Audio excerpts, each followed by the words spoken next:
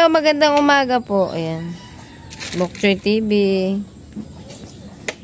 Meron po tayong kainan ngayon. Birthday yan ni Tywin ng aking pamangkin. Ang dami niyang handa.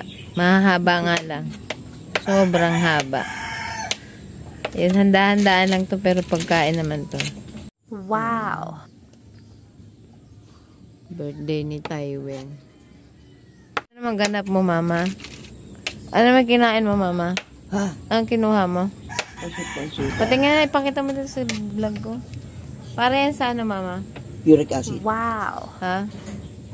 Kasama ko sa pansit. Di, ang gatong ka. Pansit-pansitan eh. Di sasama ko sa pansit. Pansit-pansitan. Oy, baboy. Baba.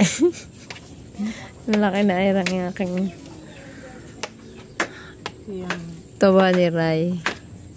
Ayan. Ito pa ang lahok ng aming pansit. Kasi mahaba. Ito pag birthday yan, kailangan mahaba yung nilulut. Yung hinahanda. Yung kikiam. Sobrang haba.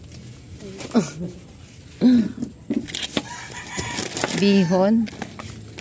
Ayan, kakaibang bihon. Wow. Classic bihon. Kakaiba to, Day. Bali, ilan ang edad ni Tywin? 10. Ha? Hipag ko. 11. Aking hipag. 11 na ba siya Tywin? Mama, ikaw ilang taong ka na ba, ma? Hindi mo naman mama sabihin ay di 37. Ha? 37. 37 ka na? Baliktar rin. Pag ganyan naman nanay mo kausap. Yan. Makiki-birthday ba kayo? Dalawa?